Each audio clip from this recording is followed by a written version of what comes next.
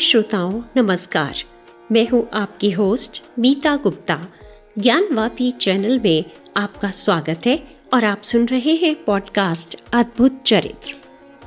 दोस्तों, जब महाभारत युद्ध का अंत हो चुका था तो अभिमन्यु की विधवा पत्नी उत्तरा गर्भवती थी। द्रोणाचार्य के पुत्र अश्वत्थामा ने पांडवों के वंश का नाश करने के लिए उत्तरा के गर्भ को ब्रह्मास्त्र द्वारा नष्ट करने की कोशिश की थी, परंतु स्वयं भगवान कृष्ण ने उत्तरा के गर्भ की रक्षा की और अश्वत्थामा को भयंकर श्राप दिया। ये कहानी तो आप जानते ही होंगे, परंतु उत्तरा के गर्भ से उत्पन्न हुआ पुत्र कौन था? क्या आप उसका नाम बता सकते हैं? और कलयुग का पहला राजा भी वही था। सोचिए सोचिए। चलिए मैं ही बता देती हूं। वह था राजा परीक्षित। दोस्तों, क्या आपने कभी सोचा है कि अगर आपको ये पता चल जाए कि आपकी मृत्यु 7 दिनों में होने वाली है तो आप क्या करेंगे?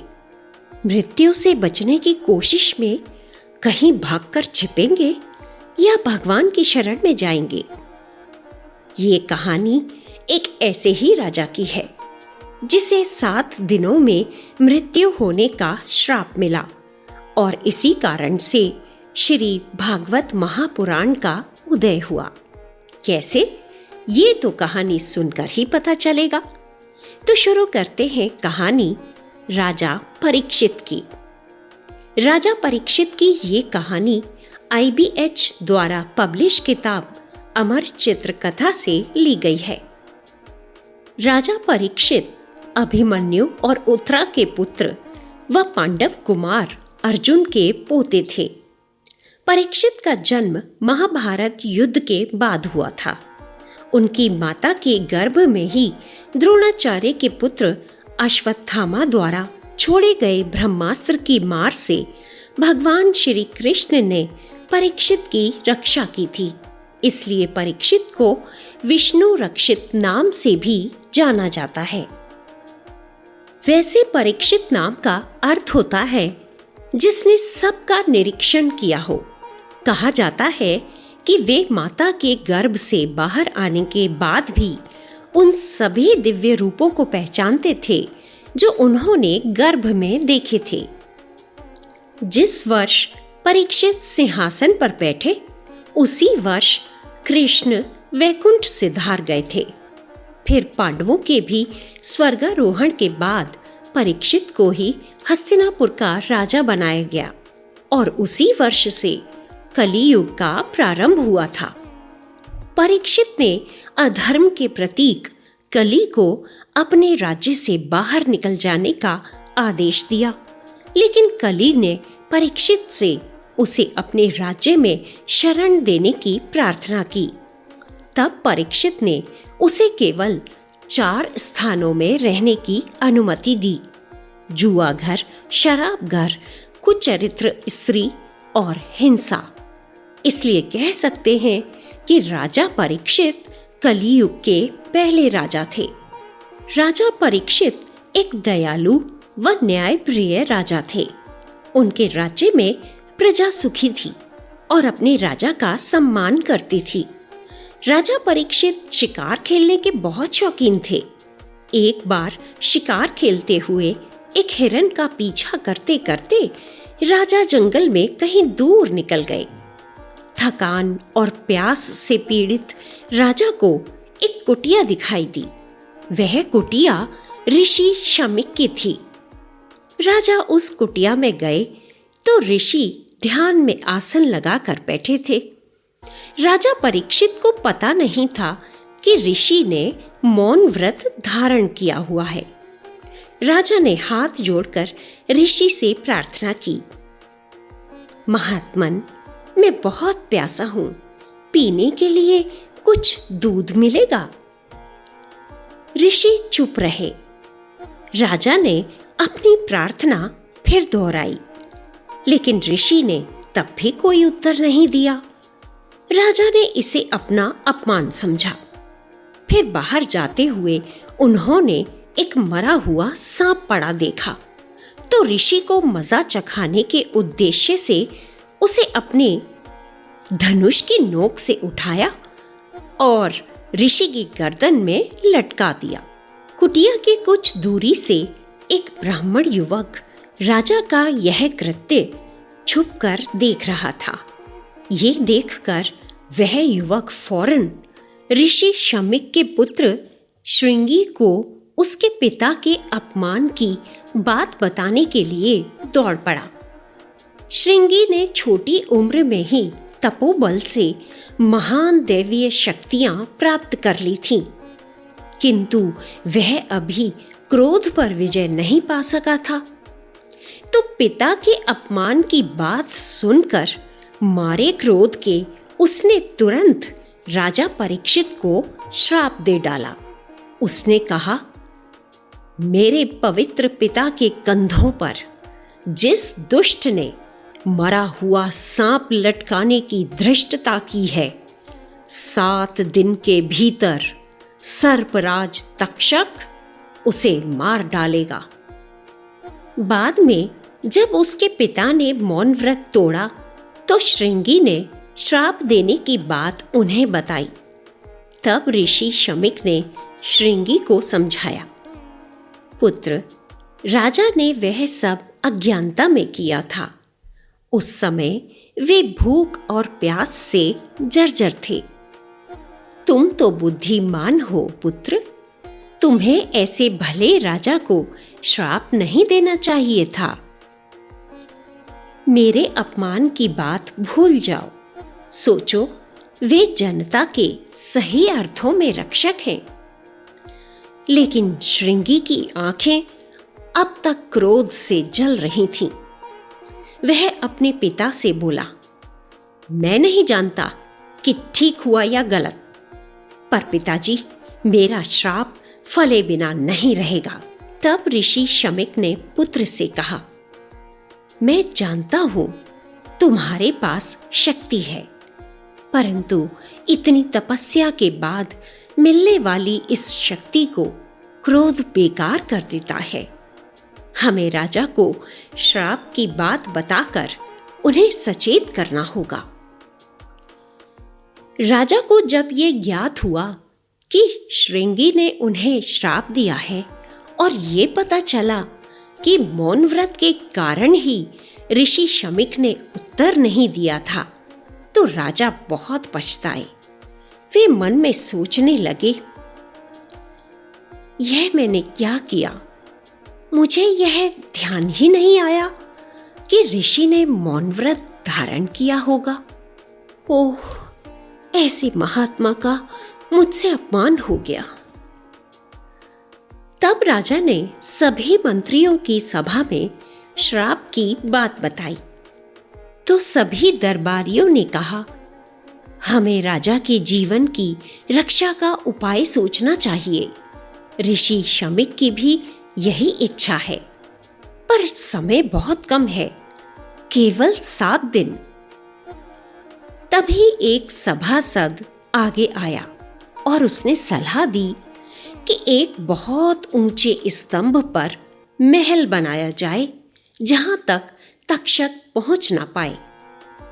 उसकी सलाह सबको जची, तो राजा ने तुरंत काम शुरू करने को कहा, क्योंकि वह जनता की भलाई के लिए अपने जीवन की रक्षा करना भी चाहता था। तुरंत महल का नक्शा बनाया गया। राज मजदूर और कारीगर हजारों की तादाद में रात दिन काम में जुट गए। देखते ही देखते एक ऊंची मीनार पर आकाश को छूता सा महल खड़ा हो गया। सभी प्रजाजन उस मीनार पर बने महल की प्रशंसा कर रहे थे। ये तो अभूतपूर्व महल है। सारे इतिहास में कभी ऐसी अनोखी इमारत नहीं बनी होगी। महल में सैकड़ों साधु प्रार्थना करने लगे, हे देवाधिदेव इंद्र, हमारे राजा की रक्षा करो। वैद्य निरंतर राजा के स्वास्थ्य की परीक्षा करते। खाने की हर चीज पहले चख ली जाती, फिर राजा को परोसी जाती। मीनार के चारों ओर कड़ी सुरक्षा की व्यवस्था थी।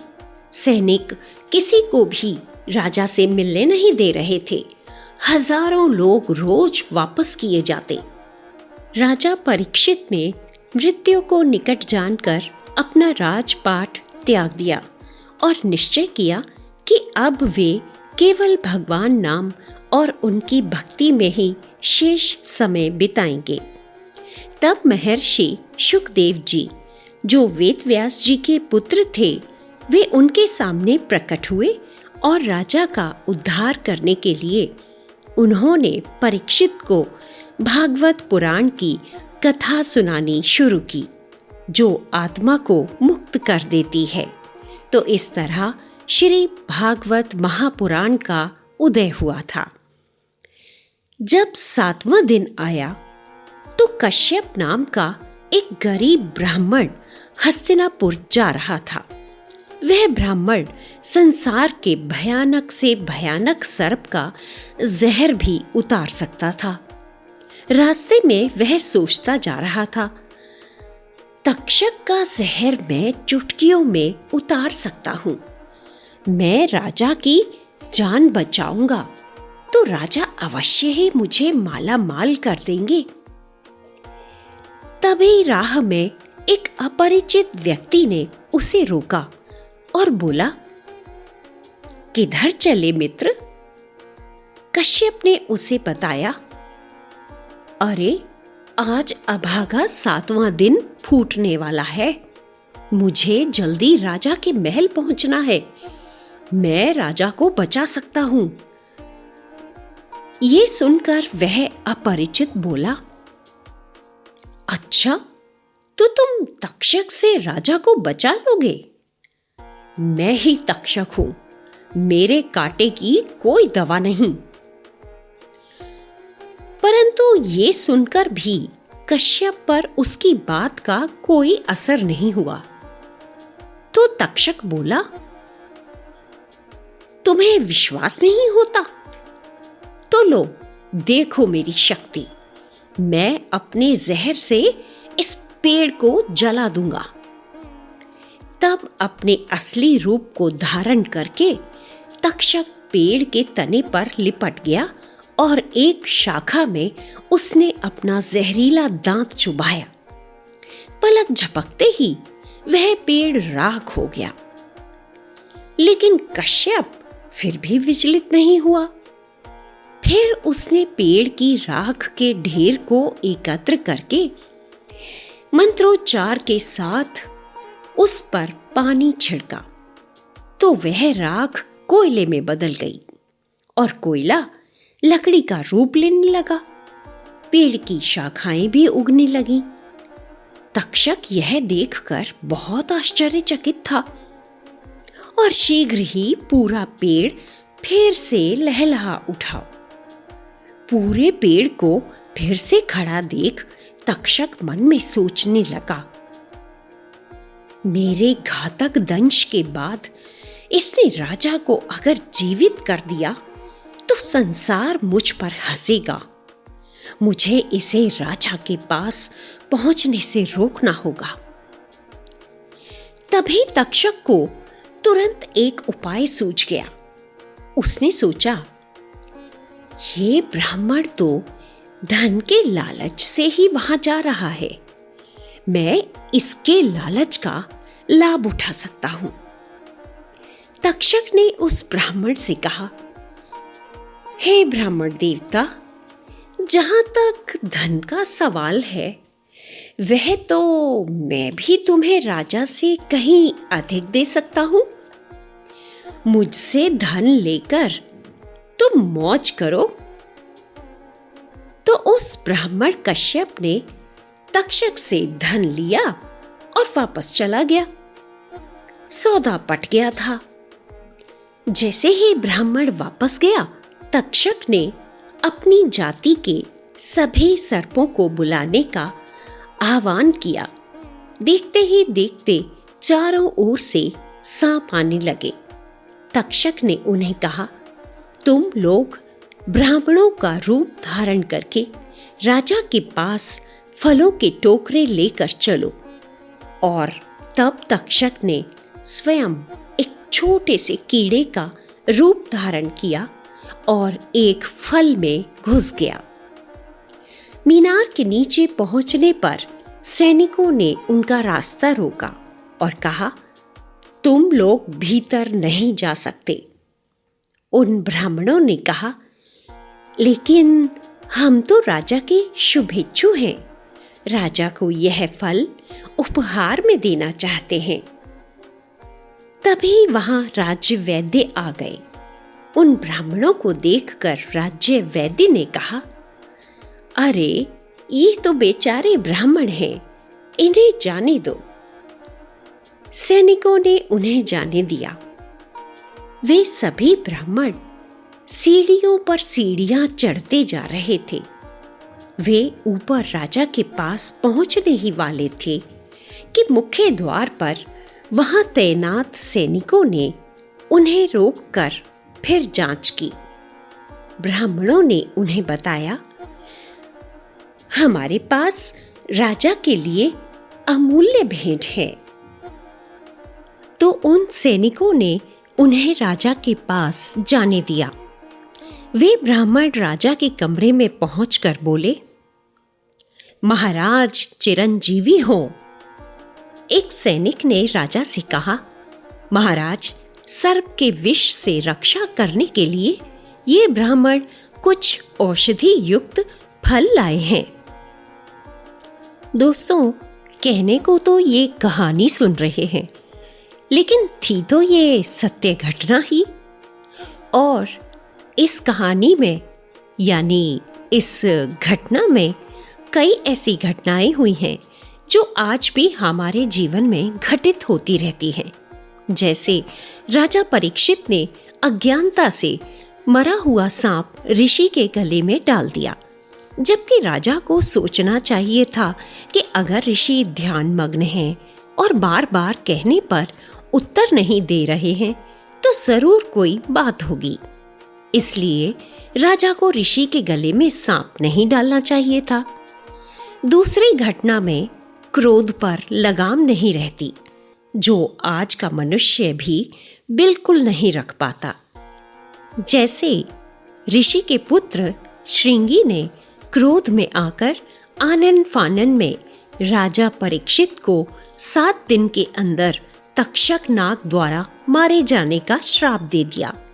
तीसरी घटना तो आज के कलयुग में आम तौर पर प्रचलित ही है, घूसखोरी, जो तक्षक कश्यप नाम के ब्राह्मण को देता है ताकि वह राजा परीक्षित के पास ना पहुंचे और उसका जहर ना उतार सके।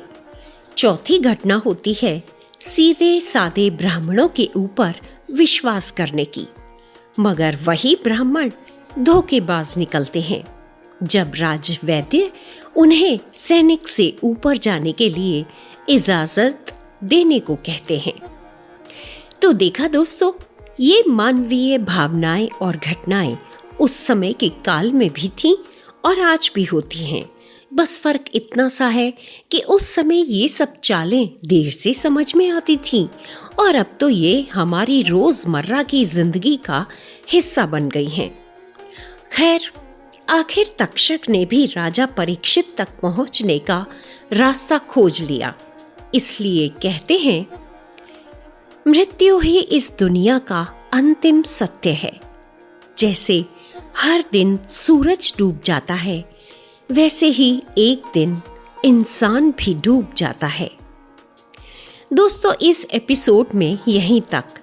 क्या राजा परीक्षित वो फल खाते हैं या नहीं, ये सब हम सुनेंगे अगले एपिसोड में। सो प्लीज इस ज्ञानवापी चैनल को सब्सक्राइब, लाइक और शेयर जरूर करें। मिलते हैं अगले एपिसोड में। तब तक के लिए नमस्कार और पॉडकास्ट सुनने के लिए धन्यवाद।